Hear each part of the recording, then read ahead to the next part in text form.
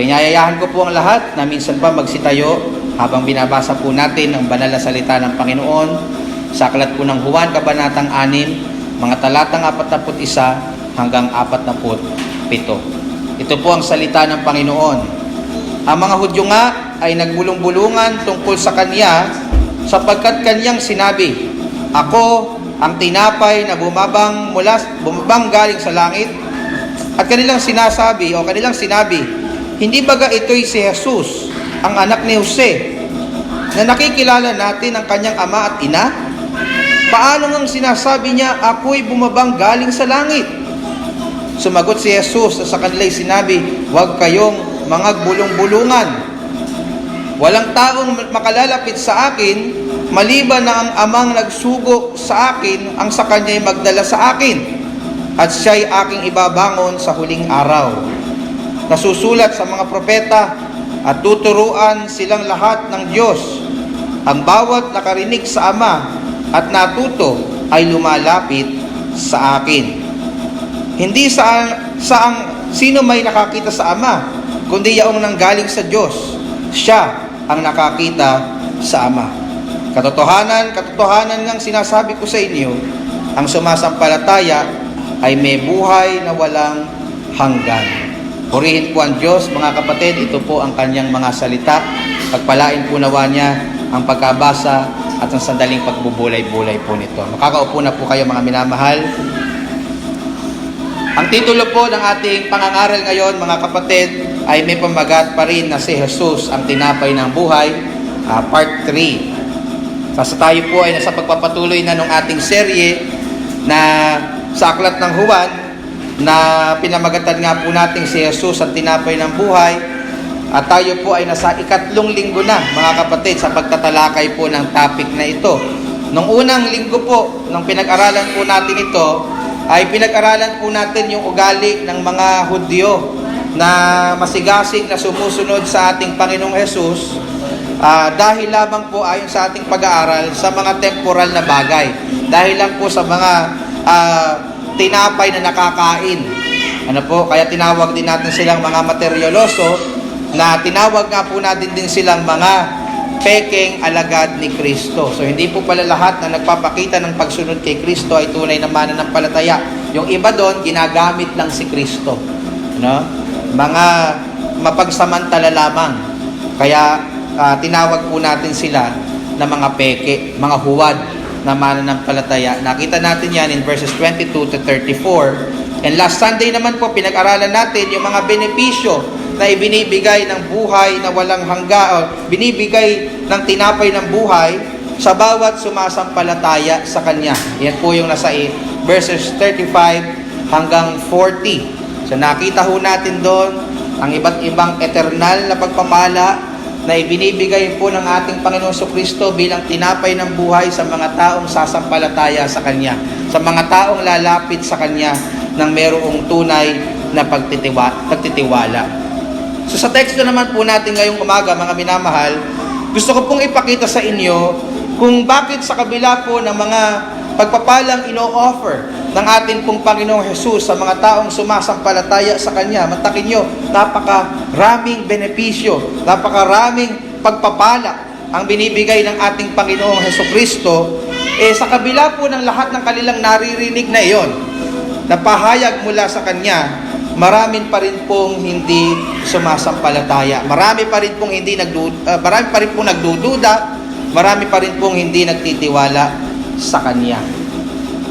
Dito po sa talata o mga talatang ating pinag-aaralan ngayon, mga minamahal, makikita niyo po ang dahilan kung bakit po maraming mga tao pa rin sa kabila ng malinaw na kapahayagan mga patotoo mula sa Panginoong Hesus, ang hindi po sumasampalataya. At hinati lamang po natin itong mga talatang ito sa 2 bahagi. Yung verses 41 to 42 ay pinamagatan po natin ang kawalang pananampalataya ng tao. Ang kawalang pananampalataya ng tao. And in verses 43 to 47, yan naman po ay pinamagatan natin ang soberenong pagliligtas ng Diyos. 2 punto lamang po, mga kapatid, ang kawalang pananampalataya ng tao, ang soberenong pagliligtas ng Diyos. So pag-aralan po natin isa-isa mga kapatid, at hayaan nyo magbigay ako sa inyo ng disclaimer. Kailangan ko po ang inyong full attention. Kailangan ko po ang inyong gising na diwa, sapagkat sinasabi ko po sa inyo, ito pong ating pinag-aaralan po ngayon ay masasabi ko pong isa sa malalim na doktrina na itinuturo ng Biblia. Kung hindi po ninyo bibigay ang inyong buong atensyon, maaaring ma-miss nyo po ang point ng atin pong pinag-aaralan. So una pong gusto kong maunawaan po natin ay ang kawalang pananampalataya ng tao na nakita po natin in verses 41 to 42. Ang sabi po dito, verse 41, ang mga Hudyo nga ay nagbulong-bulungan tungkol sa kanya sapagkat kanyang sinabi, "Ako ang tinapay na bumabang galing sa langit." At kanilang sinabi, hindi ba ito'y si Jesus, ang anak ni Jose, na nakikilala natin ang kanyang mga ama at ina? Paano ngang sinasabi niya, "Ako'y bumabang galing sa langit"? Mga minamahal, matapos po ng mga ebidensya na nakita po nila at in fact nakain nila at natikman nila, kasi kinain nila yung tinapay, kinain nila yung isda na bunga ng himala ng ating Panginoong Jesus. Klaro po sa kanila yun na yun ay gawa ng ating Panginoong Jesus. Matapos po ng mga napakaklarong pagtuturo mula sa ating Panginoong Jesus na nabasa po natin ng mga nakaraan, nakikita po natin sa mga talatang ating binasa in verses 41 to 42 na punong-puno pa rin po ng pagdududa. Punong-puno pa rin ng kawalan ng pananampalataya ang mga Hudyong ito na nabasa po natin. Ang sabi po ulit sa verse 41, ang mga Hudyo nga ay nagbulong-bulungan tungkol sa kanya sapagkat kanyang sinabi, "Ako ang tinapay na bumabang galing sa langit." So ito po yung naging tugon nila sa sinabi po ng ating Panginoong Jesus, particularly in verses 33 and 35. Sa mga talata pong iyon na pag-aralan po natin ang heavenly origin ng ating Panginoong Jesucristo, na siya po ay nagmula sa langit. Siya po ang tinapay na nagmula sa langit. At mababasa rin po natin doon mga kapatid yung rectang statement ng ating Panginoong Jesus na ako ang tinapay ng buhay. Ako yung tinapay na dapat ninyong ninanasa ng higit sa mga temporal na tinapay na inyong hinahabol-habol. Ngunit malungkot po pagdating po sa verse 41, imbis po na purihin nila ang Panginoon at sila'y sumampalataya sa Kanya dahil sa kanilang mga narinig na statement at sa kanilang mga nakitang mga patotoo, sila daw po ayon sa talata ay nagbulong-bulungan sa isa't isa. Kung familiar po kayo sa kasaysayan ng nation Israel, ito rin po yung parehong tugon nila bago at pagtapos po nilang makakain ng manna o tinapay mula sa langit. Bago sila pakainin ng Diyos, nagrereklamo, nagbubulong-bulungan sila sa kanilang sarili.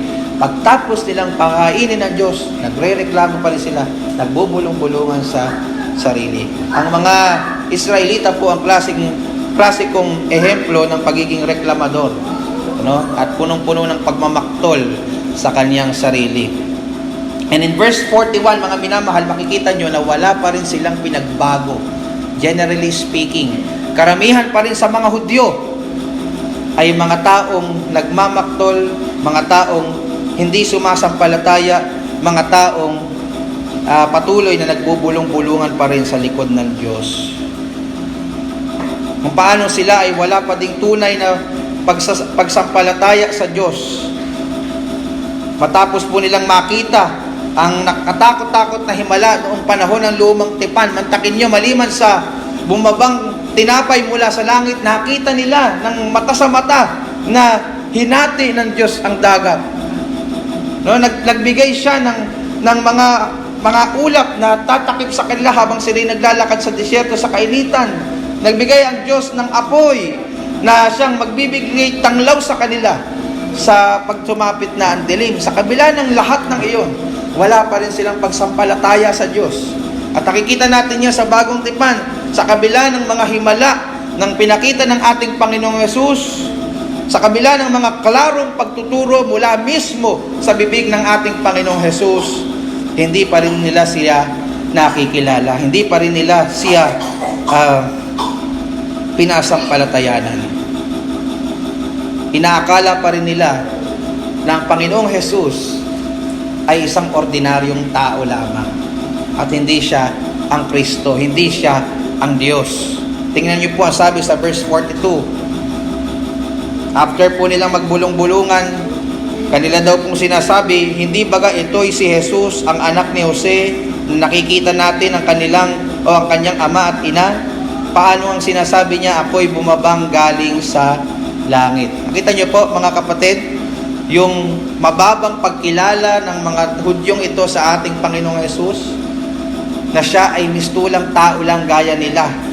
In other words, nakikilala lang nila ang Panginoong Hesus bilang kanilang kababata at kababayan, pero never nilang kinilala ang Diyos bilang tunay na Diyos at kanilang sariling tagapagligtas. Mga kapatid, ganito po katindi ang kawalan ng pananampalataya ng mga Hudyo at maging ng lahat ng tao, generally speaking. Gaya po na nababanggit ko po palagi sa inyo, hindi naman po sa kulang sa turo ang marami sa atin. Puro nga tayo turo sa church na ito. Malaking oras na inuukupa po natin sa simbahang ito ay ang pangangaral at pagtuturo ng salita ng Panginoon. So hindi po sa kulang tayo sa turo, hindi po sa kulang tayo sa aral, at hindi rin po dahil sa kapos, sa patotoo, ang salita ng Diyos tungkol sa Ebanghelyo. Ang tunay po na problema ay ang puso ng tao na ayaw kumilala at sumampalataya sa tagapagligtas. That's the main problem. Kahit po gumawa ako ng himala, kahit po anong sabihin ko dito, kung ang isang tao ay may pusong hindi kumikilala at punong-puno ng pagdududa, hindi pa rin siya sasampalataya kay Kristo. Yun nga pong Diyos na nagkatawang tao sa katauhan ni Kristo, hindi nila sinampalatayanan. Sino pa ako na hindi nila paniniwalaan? Ganyan po mga minamahal, katindi ang pagiging makasalanan ng tao, generally speaking. Ganyan po katindi ang kawalan ng pananampalataya ng tao, mga minamahal. Now, in the light of that, tingnan naman po natin yung panghuli nating punto na pinamagatan ko pong ang soberenong pagliligtas ng Diyos. Ito po yung good news. Sa kabila po ng lubos na pagiging makasalanan ng tao, sa kabila po ng kanya pong walang kakayanang iligtas ang sarili, purihin ng Diyos dahil po ang Diyos natin ay sobereno. Siya po ay makapangyarihan, kaya po niyang iligtas maging ang isang taong pusakal, kriminal at may matigas na puso. So kanina po nakita natin ang kawalang pananampalataya ng mga Hudyo. Ngayon tingnan naman po natin ang lubos na kapangyarihan ng Diyos na kayang magligtas ng sino man pong tao. Yan po yung mababasa natin in verses 43 to 47. Ang sabi po, una doon sa verse 43, sumagot si Jesus at sa kanya'y sinabi, huwag kayo magbulong-bulungan. Ito po muna tayo doon mga kapatid. Ito po ay rektang pagtutuwid mula mismo sa ating Panginoong Jesus sa hindi kaaya-ayang pag-uugali na ipinakita ng mga Hudyo. Bakit ko po nasabing hindi kaaya-ayang ugali iyon? Kasi imbes na rekta nilang tanungin ang ating Panginoong Jesus sa kanilang mga katanungan, imbes na rekta nilang sabihin sa Kanya ang kanilang mga saloobin, ang ginawa nila, nagpusap-pusap po sila sa kanilang sarili. Nagbulong-bulungan po sila. Imbes na kausapin ng rekta ang ating Panginoong Jesus. Gaya po na ugali ng marami sa atin kung minsan. Ano po? No? Imbis na kausapin natin ng rekta yung taong may problema tayo. Ano? Pinagsasasabi po natin ito kung kani-kanino. Ano po? At minsan, siya pa nga ang topic sa ating hapagkainan. Buhay ni pastor, buhay ng kapatid. Sila po yung ating pinagpepiestahan. Gaya po ng ginagawa ng mga Hudyo ito. And no wonder kung bakit po na-offend ang Panginoong Jesus sa mga pagkakataon pong ito. Hindi po ba? Kung paanong ikaw ay na-offend kapag pinag-uusapan ka ng iba sa iyong likuran, sabi nga, sinasaksak ka sa likod. Ano? Ngingiti-ngiti sa'yo pag nakakasalubong mo, pero pag nakatalikod ka, sinisira ang pagkatao mo. No? Kung kayo ay na-offend doon, Ngayon, na-offend din ng Panginoong Jesus. Ano? Kasi imbes na sabihin sa kanya ng mukhaan, yung kanilang gustong sabihin, sila po ay nagbulong-bulungan sa kanilang mga sarili. Kaya sabi ng Panginoon, huwag kayong magbulong-bulungan. Pero nabasa po natin sa talata, mga kapatid, nakabila po ng kanilang mga narinig, hindi pa rin sila lumapit sa Panginoong Jesus. At sila'y nanatili sa kanila ng kawalan ng pananampalataya. Mas ginusto pa po nila, mga kapatid, na mag-usap-usap kaysa kausapin ng ating Panginoong Jesus kung meron silang mga bagay na gustong klaruhin. Nakita niyo po yung depravity at pagiging makasalanan ng tao. And then, sinabi po ng Panginoong Jesus yung dahilan. Bakit po ba ganito yung kanilang ugali? Tingnan niyo pong mabuti yung verse 44. Napakahalaga po nito, mga kapatid. Bakit po ba ang mga Hudyo ay hindi sumasampalataya sa Kanya? Ang sabi sa verse 44, walang taong makalalapit sa akin, maliban ng amang nagsugo sa akin, ay ang sa Kanya'y magdala sa akin, at siya'y aking ibabangon sa huling araw. Ito po yung dahilan, mga kapatid, at himay-himayin po natin saglit itong napakalalim sa aral na sinabi ng ating Panginoong Hesus Kristo. Ang sabi po una, walang taong makalalapit sa akin, sabi ng Panginoong Jesus. Dito po makikita natin ang orihinal na kalalagayan ng tao hiwalay sa biyaya ng Diyos. Siya po ay walang kakayanan sa kanyang sarili na lumapit kay Kristo upang maligtas. In fact, mas maganda po yung salin nito sa English Standard Version. Ang sabi, no one can come to me. No one can come to me. Walang may kakayanang lumapit sa akin. So, kung sasalit po natin yun sa Filipino. At ito po yung tinatawag sa theology na total depravity of man. O yung kanyang lubos na pagiging makasalanan. Now, hindi po natin ibig sabihin ito na dahil po sa lubos nating pagiging makasalanan by nature o yung ating pagiging totally depraved, wala na po tayong gagawing matino. Kasi kahit po gaano makasalanan ng tao, nakakagawa pa rin po siya ng mabuti, gaya po ng pagpapalaki ng kanyang mga anak. Kahit naman unbeliever, nakakapagpalaki pa rin ng maayos ng kanyang anak eh. Nakakapag-alaga pa rin ng aso, nakakatulong pa rin sa kapwa. Di po ba? Kung kilala nyo si Adolf Hitler, isa po siyang malupit na diktador na pumatay ng maraming mga tao. Pero alam nyo po ba, sa mga sumulat ng biography tungkol kay Adolf Hitler ng Germany, siya po ay napakabuting amo sa kanyang aso. No? Kilala po ba kayong gano'n? Napakasungit, pero napakabait sa hayop. Si Adolf Hitler, gano'n. Ano po?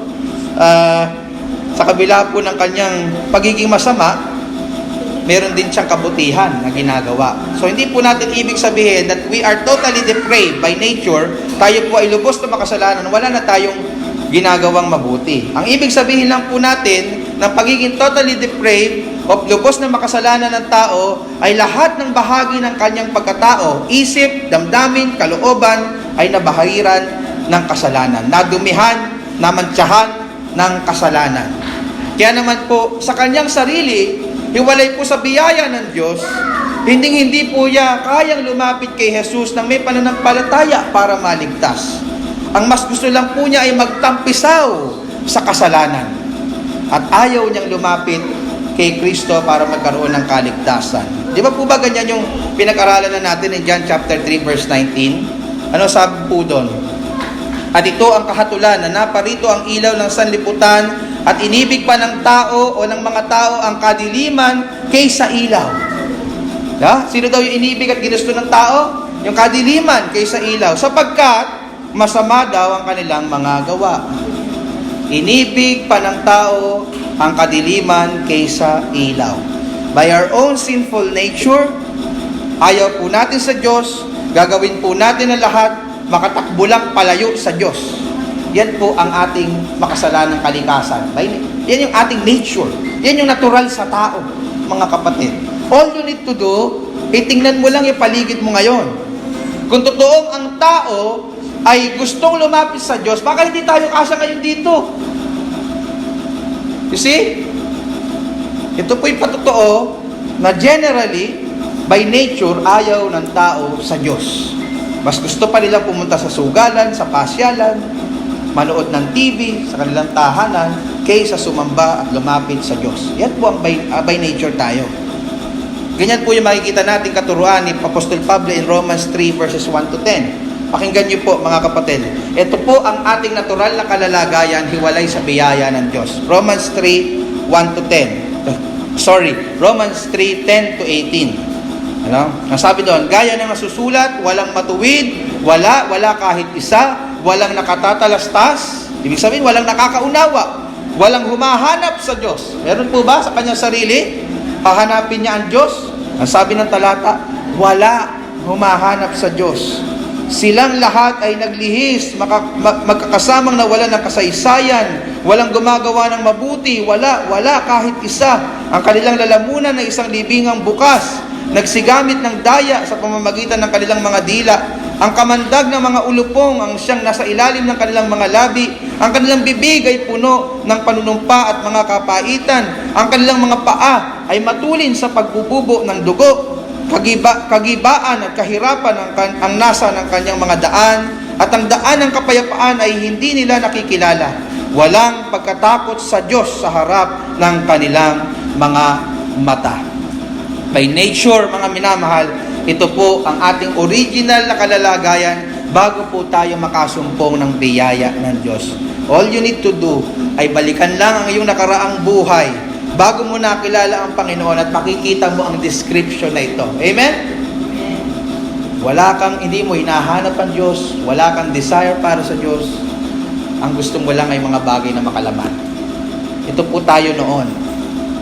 Ikaw ay dating patay espiritual, sabi ng Ephesians 2 verse 1. Meaning, wala kang magagawa sa iyong sarili para lumapit sa Diyos. No? Ano ba kayang gawin ng patay kundi mabulok? Di po ba?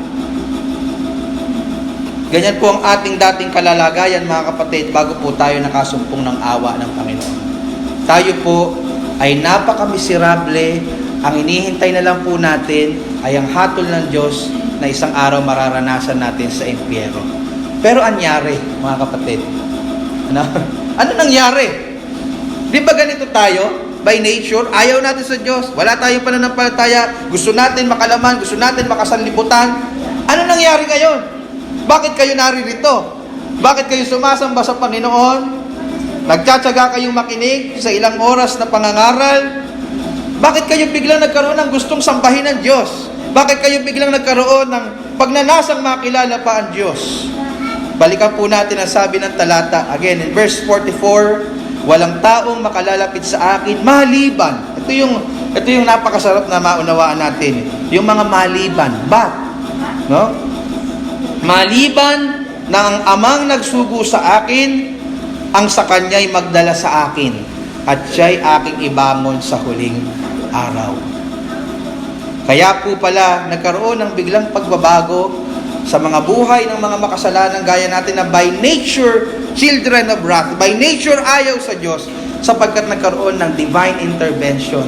Kumilos po pala ang Diyos sa mga puso natin. Tayo po noong ayaw lumapit kay Jesus, ay inilapit po tayo ng Ama patungo kay Jesus. Ginawa po niya ito sa pamamagitan ng pagbabago ng ating mga puso mula sa isang pusong bato para maging isang pusong laman. Di ba yung sabi ng prophet? Mula sa isang pusong ayaw kay Jesus hanggang sa isang maging pusong umiibig sa Kanya. Mula sa isang pusong walang pananampalataya hanggang maging pusong sumasampalataya o nagtitiwala. Mula sa isang pusong umiibig sa kasalanan hanggang maging isang pusong umiibig sa kabanalan. Mula sa pagiging patay espiritual at walang pakialam sa Diyos tungo sa isang buhay sa Espiritu at nagmamahal sa Diyos. Ang sabi po sa Efeso 2:5, bagamat tayo mga patay dahil sa ating mga kasalanan, tayo'y binuhay na kalakip ni Kristo. Sa pamamagitan ng biyaya, kayo'y nangaligtas. Titus chapter 3 verse 5, na hindi dahil sa mga gawa, sa katwiran na ginawa nating sarili, kundi ayon sa kanyang kaawaan ay kanyang iniligtas tayo sa pamamagitan ng paghuhugas sa muling kapanganakan at ng pagbabago sa Espiritu Santo. Lahat po ng pagbabagong ito upang tayo po ay makalapit sa ating Panginoong Hesus ay bunga ng kilos ng Diyos sa ating mga buhay. What makes the difference? Kinilos ka ng Diyos at inilapit ka kay Kristo.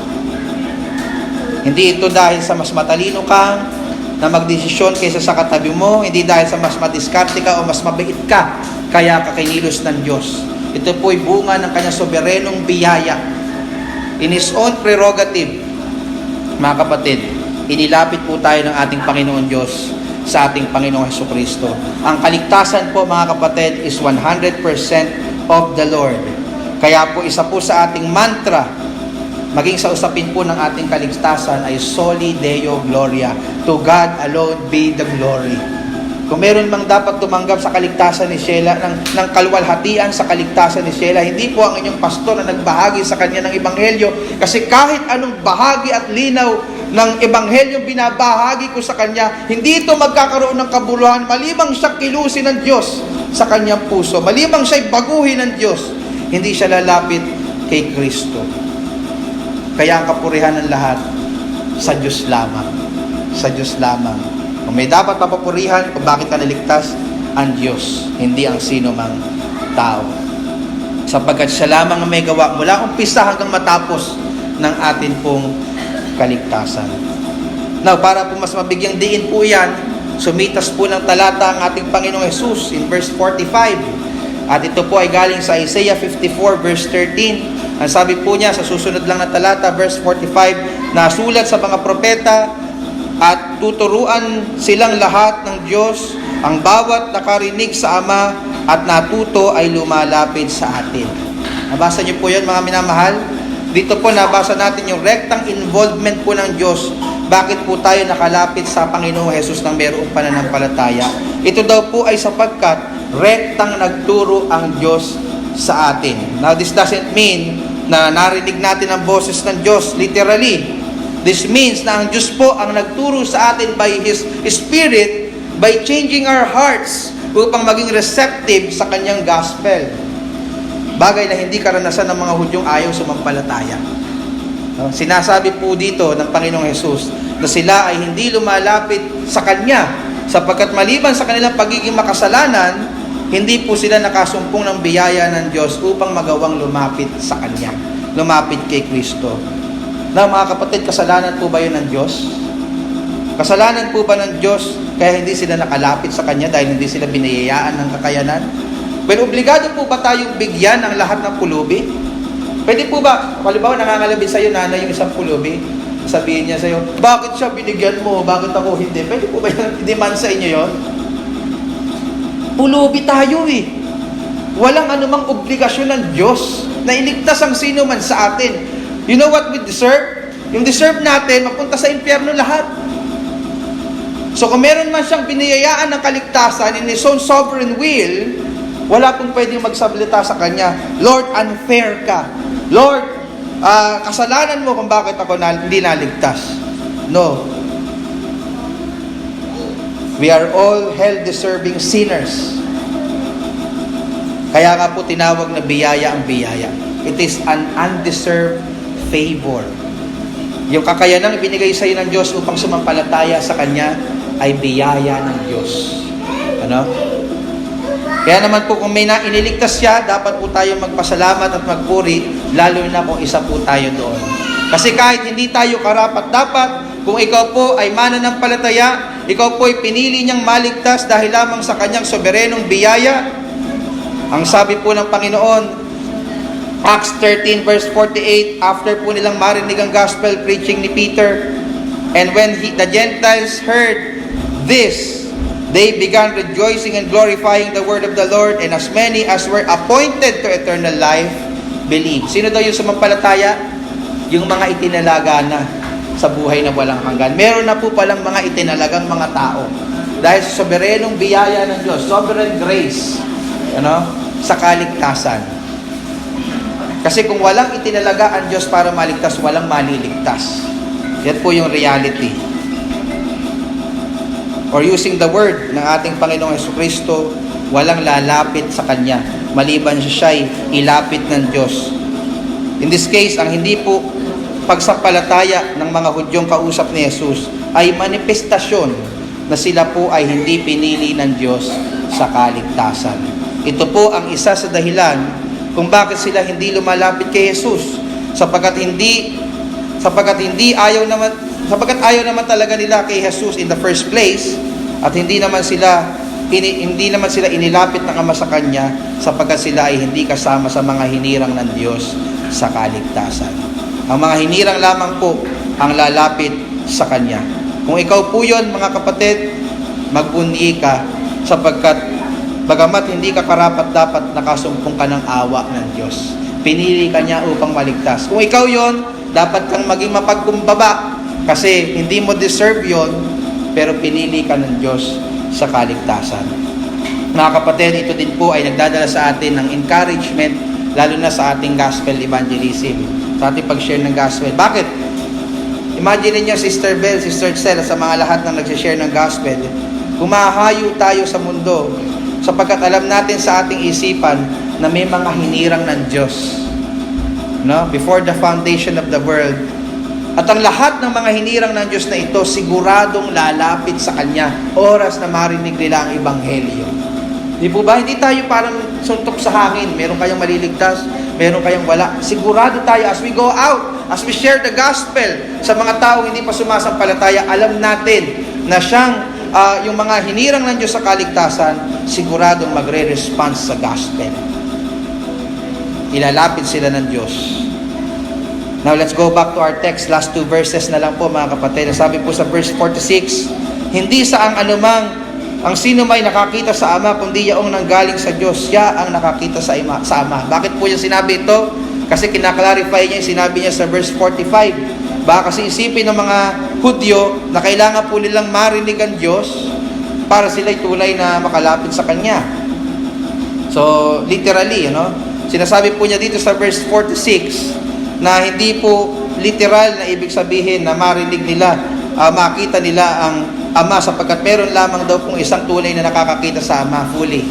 Walang iba kundi ang ating Panginoong Jesucristo, ang Diyos Anak, ayon sa John chapter 1 verse 18. So kinaklarify po dito ng Panginoong Jesus na hindi niya ibig sabihin na kailangan ng mga Hudyong makita ang Ama para sila po ay maligtas. Kailangan lang po nilang ipanganak muli mula sa Diyos, sabi ng John chapter 3, upang sila ay makalapit sa Kanya. At ang gumagawa po nun ay walang iba kundi ang Diyos. Kung papaanong tayo, mga kapatid, ay walang kinalaman kung paano tayo lumabas sa sinapupunan ng ating Ama. Na may control po ba kayo, Nanay Lydia? Kailan po ba birthday niyo ulit? Katatapos lang, di ba? October 17. So, pwede po ba nung sanggol pa lang si Nanay Lydia, halimbawa, oras na para lumabas siya sa sinapupunan ng kanyang ina, sasabihin ni Nanay Lydia, ayoko! October 18, gusto ko birthday. Ayoko 17. Pero po bang ganun, di ba wala? Passive siya. Nung iniluwal siya ng kanyang ama, wala siya magawa. Basta lumabas na lang siya. Napaglabas niya, unga. Ganun din po ang pagliligtas sa atin ng Diyos. Wala tayong kinalaman nung tayo pinanganak ng muli ng Diyos. At inilapit tayo sa ating Panginoong Jesucristo. So, hindi yan literal na maririnig natin ng Ama, kundi naririnig natin ang katuruan ng Ama through the regenerating power ng Holy Spirit, through the gospel. And then, sabi sa verse 47, last verse, katotohanan sinasabi ko sa inyo, ang sumasampalataya ay may buhay na walang hanggan. Sabi po ng ating Panginoon. After pong sabihin ng Panginoong Jesus ang dahilan kung bakit hindi sila nakalalapit sa Kanya, na sila kasi ay hindi inilapit ng Ama sa Kanya o hindi sila hinirang sa kaligtasan, Kanya po silang hinikayat na sumampalataya by His statement in verse 47. Dito makikita po natin yung pagiging balanse ng sobereno ng Diyos at responsibilidad ng tao. Mga kapatid, ang Diyos ay sobereno sa kaligtasan. Walang tao ang may kakayanang makalapit kay Kristo kung hindi niya ito kikilusin. Walang taong makakalapit kay Kristo kung hindi siya isa sa mga hinirang ng Diyos sa kaligtasan. Ngunit, hindi po nito ine-excuse ang tao to be responsible for his actions. Responsibilidad po din po ng tao, ng bawat isa sa atin, na lumapit kay Jesus ng may pananampalataya. At kung hindi po natin yun gagawin, we will suffer the consequences. Hindi tayo magmamana ng buhay na walang hanggan, tayo po ay mapupunta sa impyerno at dahil po sa ating kawalan ng pananampalataya. Kung naligtas tayo, glory to God alone, gawa po lahat yan ng Diyos. Kung mapahamak po tayo, man is to be blamed dahil hindi sila sumampalataya kay Jesus. I don't know mga kapatid kung naguguluhan kayo doon. How yun, paano yun nagme-make sense? How does that square sa paniniwala nating hindi kaya ng taong sumampalataya kay Kristo, kailangan muna niyang kilusin ng Diyos, doon sa responsibilidad niyang lumapit kay Kristo, gayong hindi naman talaga niya iyon kaya sa sarili niya. So, paano tayo naging responsable roon? Hindi naman talaga natin kayang lumapit kay Kristo sa sarili natin. Yun po yung isang misteryo, mga kapatid. In fact, hindi po natin ito kayang maunawaan by mere human logic.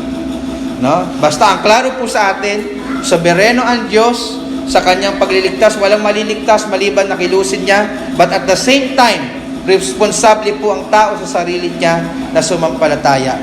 Kaya mapupunta ang tao sa impyerno hindi dahil sa hindi siya pinili ng Diyos, kaya siya mapupunta sa ang tao sa impyerno ay dahil sa kanyang kasalanan at hindi pagsampalataya kay Kristo. So, what is mystery to us is not a problem with God. Ito po ay isang aral na dapat po nating i-accept by faith simply because ito yung tinuturo ng banal na kasulatan. So alam ko mga kapatid, masyado pong malalim ang mga pinag-aralan po natin. Sabi ko nga, misteryo yung pinag-aralan natin. Maaaring ang ilan po sa inyo ngayon lang po ito narinig. Pero nawa po ay mas lalong tumaas po yung antas ng pagkapangha po ninyo sa Diyos. Ngayong nalaman po ninyo na kayo po pala kaya po pala kayo nagkaroon ng biglang pagbabago at biglang paglapit sa ating Panginoong Hesus, dahil po pala inilapit po kayo ng Ama. Hindi nyo nalalaman. Akala nyo, desisyon nyo sumampalataya. Pero ang totoo po pala sa likod ng lahat ng iyon, kapag pinag-aralan natin ng Biblia, inilapit ka pala ng Diyos sa Panginoong Hesukristo. Nawa po mga kapatid, mas na-appreciate ninyo yung soberenong biyayang ito, na kung hindi pala dahil sa Kanya, kundi pala dahil sa Diyos, gaya lang din po tayo ng mga Hudyong ito na ating pinag-aaralan. Na kahit anong ebidensya, kahit anong pangangaral ang ipakita ng Panginoong Hesus, hindi pa rin sila sumasampalataya. Pero dahil po naging mabiyaya ang Diyos, dahil po punong-puno ang awa at makapangyarihan ng Diyos, nagawa po niyang i-overcome yung ating pong unbelief. Binigyan niya tayo ng bagong puso at binigyan niya tayong kakayanang lumapit sa ating Panginoong Hesukristo at makatakas sa kanyang banal na puot at hatol.